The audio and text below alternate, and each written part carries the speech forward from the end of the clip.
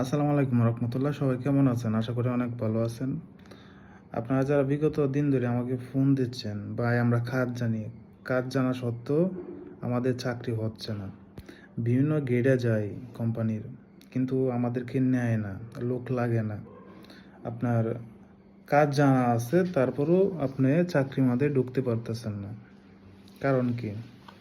বাংলাদেশে যে অবস্থা বর্তমান, আপনার বায়ার নাই। আপনার বায়ার যদি না থাকে একটা কোম্পানিতে, এবং ওই কোম্পানিতে তো আপনারা শুধু শুধু নিয়ে বসায় রাখবে না, আপনাদের কাজ করাবে, আপনাদের লাভ করাবে কোম্পানি। তারপরে আপনার যে স্যালারি, বেসিক স্যালারি, ওইটা হচ্ছে পরে। তো আপনাদের যদি লাভই না হয়, তাহলে শুধু শুধু তো আপনারা নেবে না।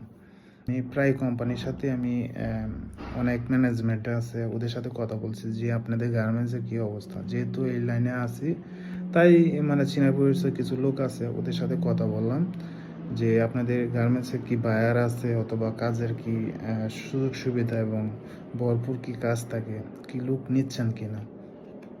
তো এই বিষয় নিয়ে কথা বললাম। বলার পরে আমাকে বলতেছে যে আমাদের গার্মেন্টসে বর্তমান কাজ একবারেই নাই, 2 লাইন বন্ধ হয়ে গেছে। আরেক গার্মেন্টসে বলে যে 3 লাইন বন্ধ হয়ে গেছে।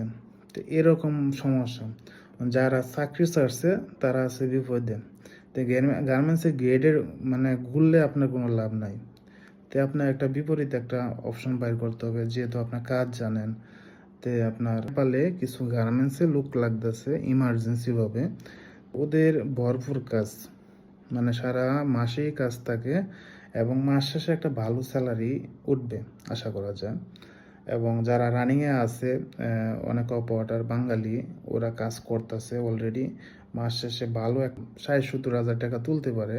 যারা ক্যান্সার অপারেটর এবং পিট অফ দ্য টপ সিন, মানে অনেক ধরনের প্রসেস আছে গার্মেন্টসে। যারা প্রসেসগুলো পারেন, তারা বিশেষ করে যাইতে পারবেন, এবং অল্প টাকাতে, অল্প টাকা বলতে গেলে আপনার বিমান ভাড়াটা হইলেই আপনি যাইতে পারবেন।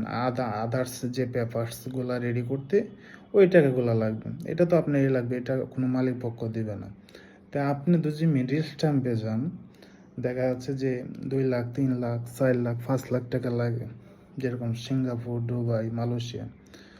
তারপর হচ্ছে ছেলেরা অনেকেই জর্ডানে যাইতে চান। জর্ডানের ক্ষেত্রে একটা এমএনসির সাথে আমি কথা বলছি, ওরা 2.5 লাখ টাকা করে নেন। তা আপনি 2.5 লাখ টাকা দিবেন কেন জর্ডান? আপনি যদি বাংলাদেশের পাশে একটা কান্ট্রি নেপালে, এবং সুন্দর একটা পরিবেশ ওই জায়গার, এবং দেশটা অনেক সুন্দর, বাংলাদেশের থেকে বেটার আমি মনে করি নেপাল। যে বাংলাদেশের যে বর্তমান অবস্থা, মানে কি কম, যারা কাজ জানে তারা কাজ পাচ্ছে, যারা ভালো কিছু করতে পারতেছে না বাংলাদেশে, তারা আপনি বাংলাদেশে থেকে কি করবেন? তাহলে নেপালে আপনার জন্য ভালো হবে, যে ভালো একটা স্যালারি তুলতে পারবেন। আর ওই জায়গায় আপনি যদি মাস শেষে 60-70 হাজার টাকা তুলতে পারেন, আলহামদুলিল্লাহ। তারপরে যাওয়ার আগে আপনি A to Z বিষয়ে কথা বলবেন, ওদের সাথে কথা বলে তারপরে যাবেন। আর এখানে টাকা পয়সা কোনো রিস্ক। আর আমি যেহেতু এজেন্সি না, আমি মূলত ডেনিম নিয়ে ব্যবসা করি, আর আমার কাছে চাইছিল বিদায় আমি পোস্ট করছি, এতটুকুই। বিস্তারিত জানবেন কমেন্ট বক্সে অথবা হোয়াটসঅ্যাপে নক দিন। আল্লাহ হাফেজ।